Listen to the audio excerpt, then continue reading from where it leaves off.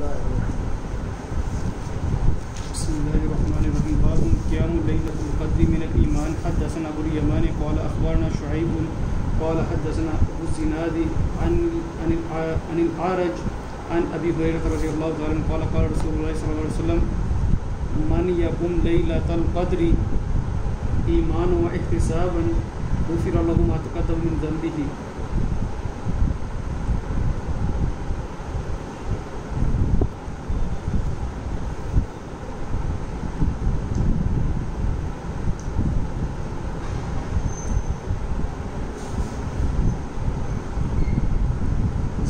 الرحمن الرحیم. باب قیام لیلۃ القدر من الایمان.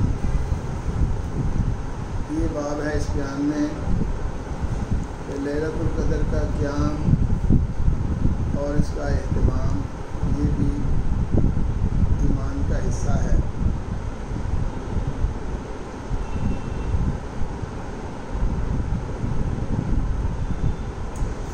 اس بات سے جناب امام بخاری رحمہ اللہ وہ اعمال جو جزو ایمان ہیں ان کے مختلف درجات کی طرف اشارہ کرتے ہیں. بعض اعمال اسلام کے بنیادی ارکان ہیں.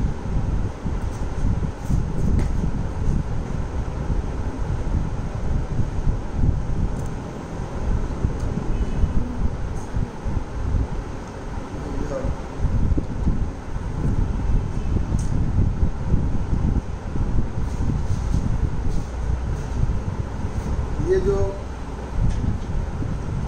ایمان کے مرکب ہونے اور اس کے کم زیادہ ہونے کا حقیقت پر مبنی دعویٰ ہے وہ بھی اس بات سے ثابت ہوتا ہے کہ اعمال جو کہ بدنی اعمال ہیں، ارکان ایمان ہیں، وہ درجات میں مختلف ہیں. بعض فرض ہیں لیکن ان میں امتیازی درجہ یہ ہے کہ وہ اسلام کے بنیادی اراکین میں سے ہیں. بعض فرائض ان کا ذکر کیا تھا، روزے کے حوالے سے تفصیلات آئیں. فرض ہونے کے باوجود وہ ایمان کے بنیادی ارکان میں سے نہیں. اور بعض وہ اعمال ہیں جو جزو ایمان ہیں لیکن نہ وہ اسلام کے بنیادی ارکان میں سے ہیں اور نہ ہی وہ فرائض میں شامل ہیں، بلکہ ان کو تطوع یا نفلی عبادت کا درجہ دیا جاتا ہے. اور حقیقت بات یہ ہے کہ فرائض تو اپنی جگہ پر مسلم ہیں، لیکن اللہ کے قرب کے لیے جتنا مفید نفلی عبادات ہیں، نماز ہو یا روزہ یا ذکر اذکار،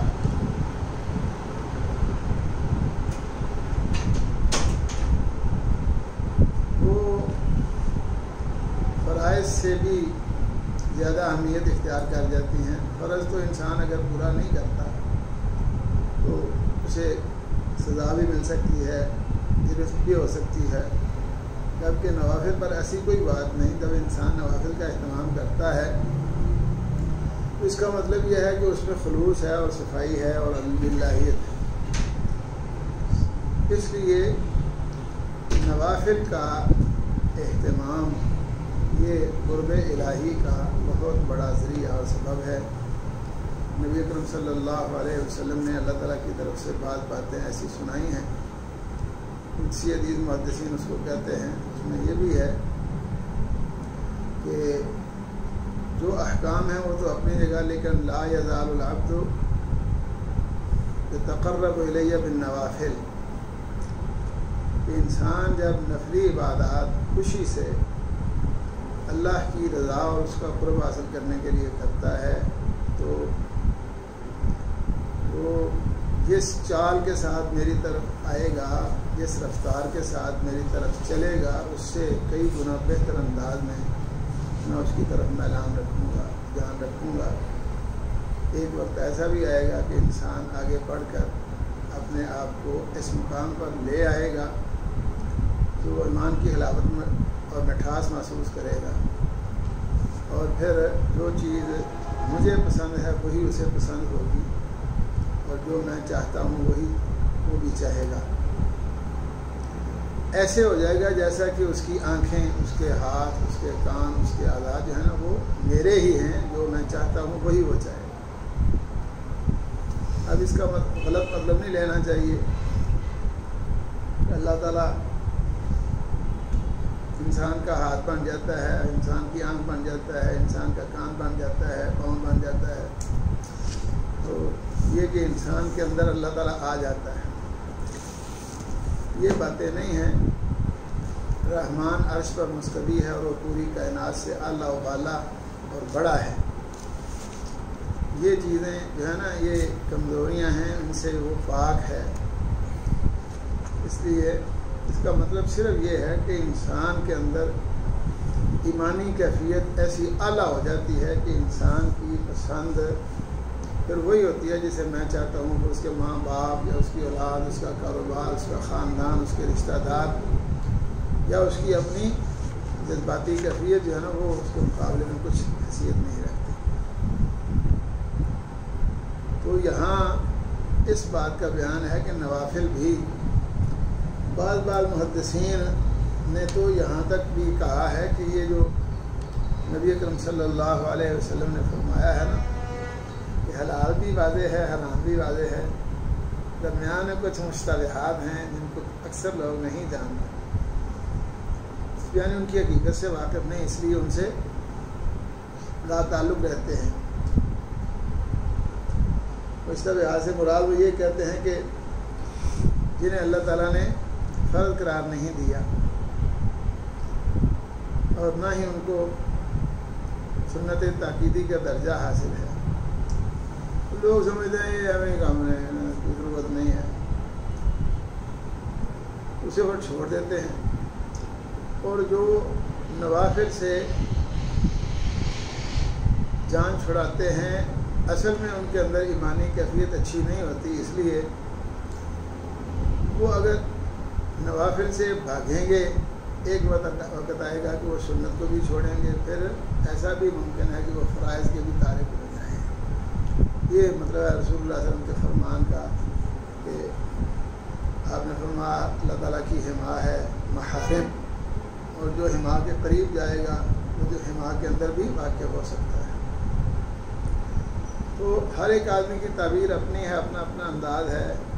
پہلے ہم سنا کرتے تھے نا، لوگ کہتے ہیں حسنات الابرار سیئات المقربین، بعض وہ کام جو عام اچھے لوگوں کے لیے نیکی کا درجہ رکھتے ہیں، کر لیا ٹھیک ہے، نہ کیا کوئی حرج نہیں، لیکن ان میں کوتاہی مقرب لوگوں کی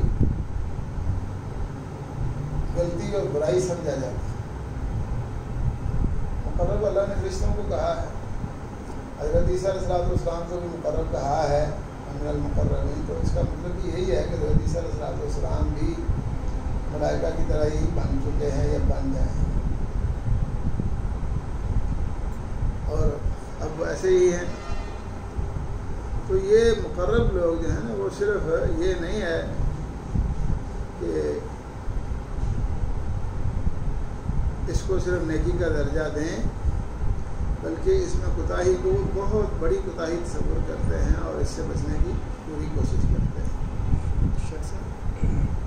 حضرت عیسیٰ علیہ السلام کا فرشتوں جیسا بننے سے کیا مراد؟ فرشتوں جیسے ہی ہیں، وہ کچھ کھاتے پیتے نہیں ہیں اور زندہ ہیں ماشاءاللہ۔ جو ادھر رہتا ہے نا وہ ایسے ہی ہوتا ہے۔ جنت میں جانے والے لوگ بغیر کھانے پینے کے بارے میں بھی تھا، جس طرح ابلیس تھا جنوں کی فرشتوں کی طرح تھا جب تو بہرحال یہاں یہ بتاتے ہیں کہ لیلۃ القدر کا قیام بھی جزو ایمان ہے، یعنی نوافل بھی ایمان کا حصہ ہیں۔ ایمان اللہ اور مضبوط اگر رکھنا ہے تو اس کے لیے اس کا بھی اہتمام کریں۔ ہمارے مشائخ یا بزرگ جو ہے نا وہ کہا کرتے تھے کہ جو مولوی امام مسجد ہو کر صرف 5 نمازیں پڑھتا ہے نا، وہ پڑھاتا ہے پڑھتا نہیں، وہ لوگوں کے لیے ہے۔ اگر وہ تہجد نہیں پڑھتا سمجھو بے نماز ہے، سمجھ گئے۔ اب علماء کرام ماشاءاللہ ایسے ہو چکے ہیں کہ جن کے نزدیک بہت بڑا معقول عذر ہے فجر کی نماز جماعت کے ساتھ نہ پڑھنے کا، کہ ساری رات جاگتے رہنا، پھرتے رہنا ادھر ادھر، اللہ کی راہ نکلے ہونے ہیں۔ اور حضور کی نماز بھی ماشاء اللہ ایسے ہی، اللہ اکبر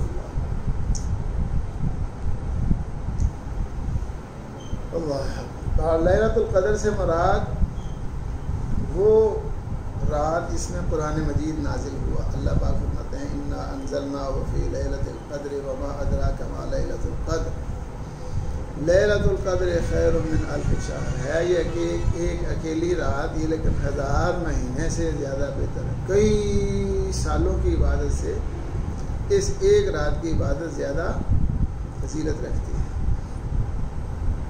تو اگرچہ یہ نفری ہے لیکن اس کی بڑی اہمیت ہے، یہ بھی ایمان کا حصہ ہے۔ اس میں سلسلہ سند پہلے پڑھ چکے ہیں تفصیلاً، پورے روایت کا ذکر پہلے آپ پڑھ چکے ہیں۔ حضرت ابو ہریرہ کہتے ہیں رسول اللہ صلی اللہ علیہ وسلم نے فرمایا من یقم لیلۃ القدر ایمانا واحتسابا غفر له ما تقدم من ذنبه۔ جو شخص لیلۃ القدر کا قیام کرے، اللہ توفیق عطا فرمائے،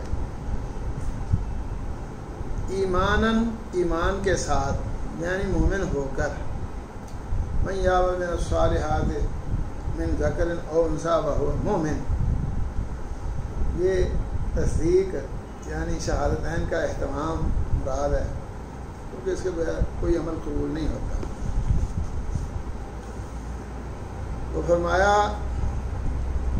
جو شخص بھی لیلۃ القدر کا قیام کرے گا، وہ کوئی بھی ہو، عربی ہو، اجمی ہو، کالا ہو، گورا ہو، چھوٹا بڑا ہو، بشرطے کہ مومن ہو، باحتسابا حالت ایمان میں ہو اور احتساب کے ساتھ۔ احتساب کا معنی عام لوگ کرتے ہیں ثواب کی نیت کے ساتھ، لیکن یہاں معنی ہمارے جانا سامنے ہے کہ ریاکاری کے بغیر، لوگوں کو دکھانے کے لیے نہ ہو۔ لیکن اصل معنی اس کا یہ نہیں، اصل معنی اس کا اپنا حساب کتاب ہے، احتساب اسے کہتے ہیں، محاسبہ، یعنی خود احتسابی۔ پہلے لوگ کہا کرتے تھے وہ صوفیوں کی باتیں بنائی ہوئی ہیں، پتہ نہیں وہ ایسے جعلی باتیں بنا لیتے ہیں، کام کچھ اور ہوتا ہے، لیکن وہ کہتے ہیں موتو قبل ان تموتو، مرنے سے پہلے ہی اپنے آپ کو مرا ہوا سمجھو، حاسبو قبل ان تحاسبو، اللہ کے حساب کا انتظار نہ کرو، اپنا حساب خود کیا کرو۔ تو احتساب کا بنیادی معنی جو ہمیں سمجھ آیا وہ یہ ہے کہ انسان اللہ پاک کے انعامات کے مقابلہ میں اپنی عبادات کو دیکھے اور کسی کی عبادت بھی اللہ کی نعمتوں کا شکر ادا کرنے کی ذمہ داری پوری نہیں کر سکتی۔ تو نبی اکرم صلی اللہ علیہ وسلم کو حضرت عائشہ نے دیکھا ہے نا کہ آپ کے پاؤں سجے ہوئے ہیں، پھٹے ہوئے ہیں، اور سجدے میں آپ گرتے اللہم اغفر لی ذنبی کلہ دقہ وجلہ وقبلہ وآخرہ ولانیتہ وسرہ، بار بار کہہ رہے ہیں۔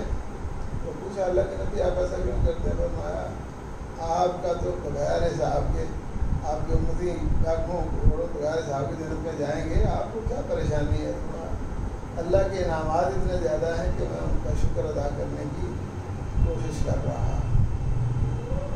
عام لوگوں سے میرے اوپر اللہ کے احسانات زیادہ ہیں، اس لیے میں ان کی شکر بجا لانے کی کوشش کرتا ہوں۔ تو یہی ہے احتساب بنیادی طور پر۔ اس لیے جو کسی نے کہا یعنی بات جو حدیث میں ہے، لیکن بات ٹھیک ہے، حاسب قبل ان تحاسب، حساب کیے جانے سے پہلے اپنا حساب کر لو، اس میں آسانی بھی ہوگی، انسان کو سمجھ بھی آ جائے گی، اور اپنا اگر کوتاہی ہے تو اس کا ازالہ بھی کر سکے گا۔ اللہ کے انعامات کے مقابلہ میں اپنی عبادت کو ناکافی سمجھتے ہوئے اس کا حق ادا کرنے کی کوشش کرنا چاہیے، ہے احتساب، جو مجھے سمجھ آئی ہے۔ میں یہ نہیں کہتا کہ میں نے کہیں یہ پڑھی ہے بات، لیکن جو اس لفظ کا معنی بنتا ہے وہ یہی ہے۔ فرمایا جو قیام کرے گا لیلۃ القدر کا ایمان و احتساب کے ساتھ، حالت ایمان میں، یعنی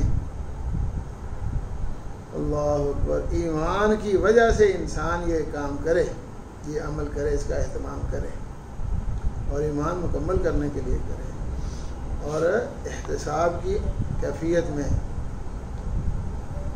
چلو طلب ثواب اس کا معنی کیا جاتا ہے، اس کا مطلب تو یہ ہوتا ہے پھر کہ انسان یہ سمجھے کہ میں نے اللہ تعالیٰ کی ساری نعمتوں کا پورا حق ادا کر دیا ہے، اب میں جو کچھ کرنے لگا ہوں اس کا میں نے ثواب لینا ہے۔ اللہ اکبر، یہ ثواب لینے کی بات جو ہے نا اس صورت میں بنتی ہے۔ غفر له ما تقدم من ذنبه، معاف کر دیے جائیں گے اس کے لیے جو پہلے گزرے ہیں اس کے گناہ۔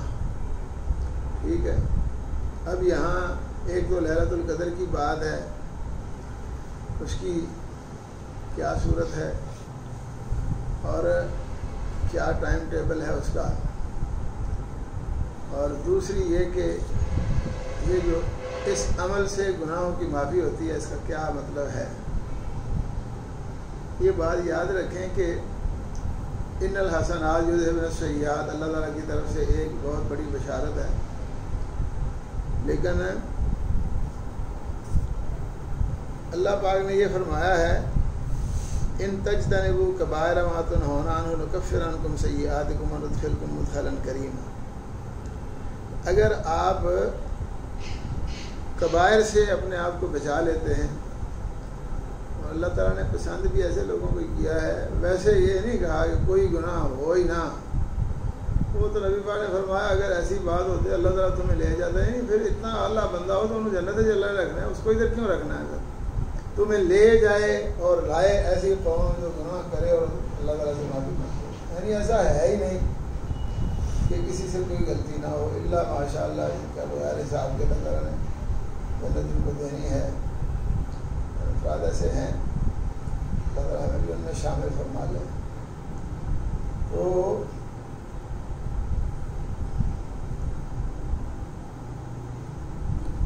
فرمایا اگر آپ الذین یجتنبون کبائر الاثم والفواحش الا اللمم، ٹھیک ہے، وہی لوگ ہیں اللہ تعالیٰ نے جن کو پسند کیا ہے، للہ ما فی السماوات و ما فی الارض لیجزی الذین اساءوا بما عملوا ویجزی الذین احسنوا بالحسنى، والذین احسنوا ان کو جزاء بالحسنى ہے، لیکن کون سے لوگ ہیں؟ الذین یجتنبون کبائر الاثم والفواحش الا اللمم، لمم سے مراد چھوٹے گناہ ہیں۔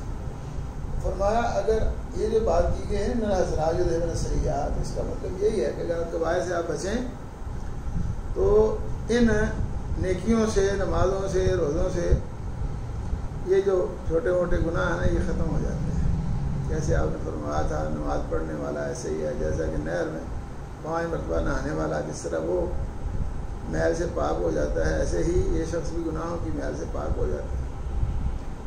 تو بہرحال غفر له ما تقدم من ذنبه کے متعلق محدثین نے یہی اتفاقاً بات کی ہے کہ اس سے مراد صغائر ہیں ان کا۔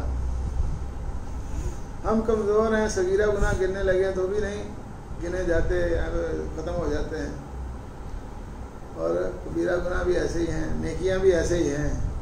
خصال ایمان دیکھیں تو ہم محدثین نے جو کوشش کر کے ایک فہرست بنائی ہے اس کو پڑھ کے کر لیتے ہیں، ورنہ بندہ آ گیا نا کلہ پہ آ گئے تھے 10 بھائی کہڑے برے ایمان ہیں، بھائی نے پتہ ہی کونے لگ جائے۔ اللہ اکبر۔ تو بہرحال یہ ان سے انسان کے صغائر جو ہے وہ معاف ہو جاتے ہیں، اور اگر صغیرہ نہ ہو تو کبیرہ گناہوں میں تخفیف ہو جاتی ہے، اور اگر کسی شخص کے صغیرہ کبیرہ دونوں گناہ نہیں بغیر حساب کے جنت میں جانے والا تو اس کے درجات کی بلندی ہو جاتی ہے ایسے اعمال سے جنہیں کفارہ بتایا گیا ہے۔ اور رہی بات یہ لیلۃ القدر ملے گی کیسے، صحیح بخاری مکمل پڑھ لی جائے تو یہ آسانی سے مل جاتی ہے۔ ہم نے جو نبی اکرم صلی اللہ علیہ وسلم کے فرمودات کی روشنی میں اور صحابہ کرام رضوان اللہ علیہ اجمعین کے بیان کردہ واقعات و حالات پڑھے ہیں، ان سے یہ ثابت ہوتا ہے کہ 21ویں رات ہی لیلۃ القدر ہے، ٹھیک ہے۔ اور بعض بڑے بڑے اچھے علماء کے متعلق بھی ہم نے سنا، وہ کہتے ہیں لہلۃ القدر تو ہر سال بدلتی رہتی ہے. میں بدلتی کیسے ہے جی؟ اس سال کسی نے کہا جی سنا ہے تاریخ بدل گئی ہے محرم دی، 10 محرم کی بجائے 9 محرم. میں یار ایک مولوی صاحب نے فون کیا، کہتے ہیں جی مولوی صاحب اگر اعلان کریں کل نماز 4 بجے ہوگی، میرا 4:15 ہوتی ہے، مولوی صاحب اسی دن فوت ہو جاتے، اگلے دن جب نماز کی کس ٹائم ہوگی؟ 4 بجے ہوگی، 4:15 ہوئے گی. یہ آ سکتا ہے کہ مولوی صاحب فوت ہو گئے، اس بعد 4:15 ہونی ہے. میں نماز میں تبدیلی کا تو ہمیں اختیار ہے، انہوں نے تبدیلی کر دی ہے، اعلان کر دیا، لوگوں کے سامنے آ گیا. لیکن 10 محرم وہ تاریخ ہے جس میں حضرت موسیٰ علیہ السلام کو نجات حاصل ہوئی تھی فرعون سے. یہ بدل سکتی ہے بھلا؟ حضرت موسیٰ علیہ السلام کی فرعون سے نجات کا دن 10 محرم تاریخ ہے، یہ بدل سکتی ہے؟ اس کو کون بدل سکتا ہے؟ ایسے ہی جس رات قرآن کی نازل ہوا ہے وہ 21ویں ہے یا 23ویں ہے یا 25ویں ہے، 27ویں ہے یا 29ویں ہے، وہ بدلتی کیسے؟ وہ تو ہے کوئی رات. اکثر سوال پیدا ہوتا تھا کہ یہ جو ہے نا، کبھی یہ جو 5 راتیں بتائی جاتی تھی تو لیلۃ القدر میں نازل ہوا ہے، تو کبھی لگتا ہے کہ لیلۃ القدر نہیں بدلتی ہے، قرآن بدل کے نازل ہوتا ہے. کب نہیں رہتی ہے، چل کے ادھر جاتی ہے، کبھی ادھر جاتی ہے. نبی اکرم صلی اللہ علیہ وسلم نے ایک مرتبہ رمضان کے پہلے عشرے کا اعتکاف 10 دن کے اعتکاف کے ارادے سے شروع کیا اور وہ مکمل کیا. صحابہ کرام نے کہا کہ لہلۃ القدر تو ملی نہیں ہے.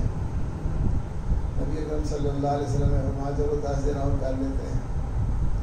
اب لمبا کیا ہے، اعتکاف ہو گیا تو 20 میں روزے. صبح سارے لوگوں نے اپنا اپنا سامان اپنے گھروں میں پہنچا دیا کہ آج ٹوٹ جانا ہے، شام کو سامان پہنچا دیا. تو صحابہ کرام نے نبی اکرم صلی اللہ علیہ وسلم کو، کچھ لوگوں نے یہ کہا اللہ کے نبی لہلۃ القدر کے لیے آئے تھے تو ملی کوئی نہیں تھے، ہمیں ٹوٹ چلے ہیں.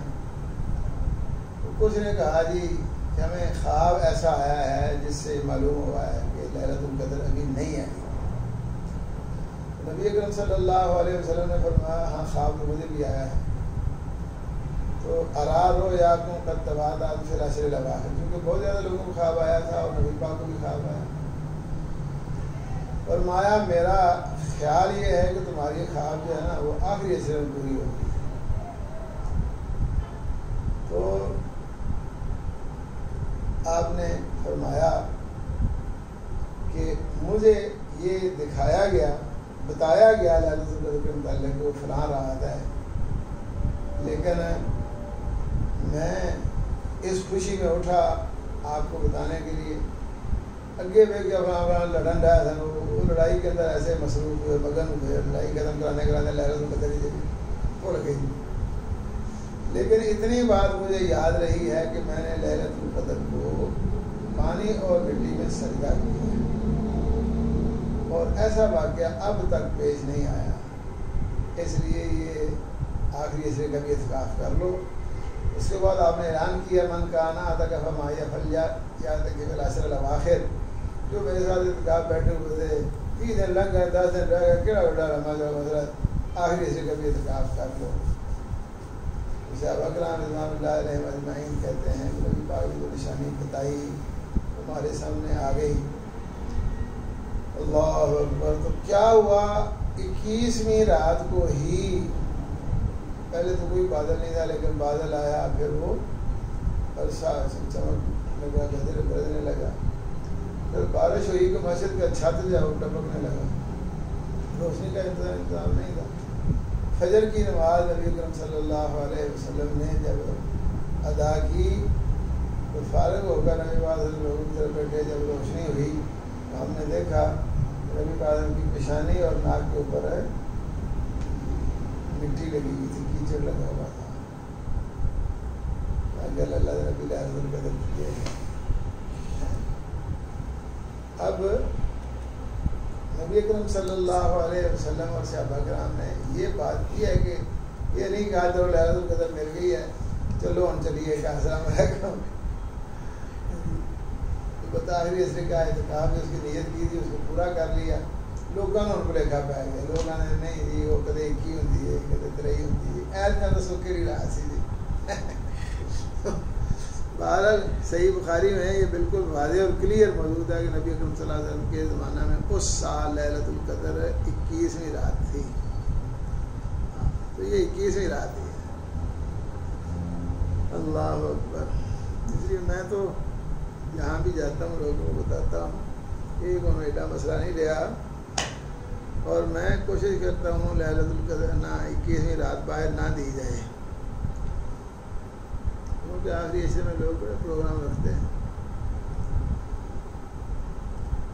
اور یہ حدیث یہاں پہلی مرتبہ ذکر ہوئی ہے اور 7 مرتبہ آتی ہے صحیح بخاری میں۔ باب الجهاد من الإيمان. حدثنا حرمي بن حفص قال حدثنا عبد الواحد قال حدثنا عمارة قال حدثنا أبو زرعة بن عمرو بن جرير قال سمعت أبا هريرة عن النبي صلى الله عليه وسلم قال انتدب الله عز وجل لمن خرج في سبيله لا يخرجه إلا إيمان بي أو تصديق برسلي أن أرجعه بما نال من أجر أو غنيمة أو أدخله الجنة ولولا أن أشق على أمتي ما قعدت خلف سرية ولو وددت أني أقتل في سبيل الله ثم أحيا ثم أقتل ثم أحيا ثم أقتل۔ باب الجہاد من الایمان، یہ باب ہے کہ جہاد بھی جزو ایمان ہے۔ میں نے یہ بیان کیا ہے کہ امام بخاری رحمہ اللہ نے لیلۃ القدر کے قیام کا یہاں بیان کیا ہے یہ بتانے کے لیے کہ لیلۃ القدر کا قیام اگرچہ نفلی ہے تب بھی ایمان کا حصہ ہے، اور اعمال جو ارکان ایمان ہیں اجزائے ایمان ہیں وہ سب ایک درجہ کے نہیں ہیں۔ لیکن پہلے بات ہوئی تھی کہ جہاد 5 اجزاء میں شریک میں ذکر نہیں کیا گیا۔ حضرت عبداللہ بن عمر رضی اللہ عنہ سے پوچھا گیا تھا تو انہوں نے کہا جی نبی پاک نے 5 بنیادی ارکان یہ بتائے ہیں، ان میں یہ نہیں ہے۔ لیکن یہاں امام بخاری رحمہ اللہ نے لیلۃ القدر کی بات شروع کی، اس کے بعد یہ قیام رمضان کا بھی ذکر کیا، لیکن لیلۃ القدر کے بعد قیام رمضان سے پہلے جہاد کا ذکر کر دیا ہے، الجہاد من الایمان۔ اس کی کیا وجہ ہے، کیا مناسبت ہے؟ تو بڑے محدثین نے ماشاءاللہ یہاں ایک وجہ بیان کی ہے، لیکن اتفاق یہ ہے کہ پتہ نہیں مجھے کیا ہوتا ہے، کبھی مجھے ان کی وجہ کوئی بنیادی یا معقول نظر نہیں آتی۔ وہ کہتے ہیں کہ قیام رمضان، قیام لیلۃ القدر بظاہر ایک عمل ہے، تو لیکن ماہ رمضان کا قیام جو شخص سارے رمضان کا قیام کرے گا وہ قیام پا لیا اس نے، لیکن لیلۃ القدر کے قیام کا یقینی حصول اور اہتمام اور جہاد یہ دونوں ایک قدر مشترک رکھتے ہیں، اور وہ یہ کہ لیلۃ القدر کے قیام کے لیے بھی انسان کو بہت زیادہ توجہ اور دلچسپی کے ساتھ اضافی محنت اور کوشش کے ساتھ رغبت کرنی پڑتی ہے۔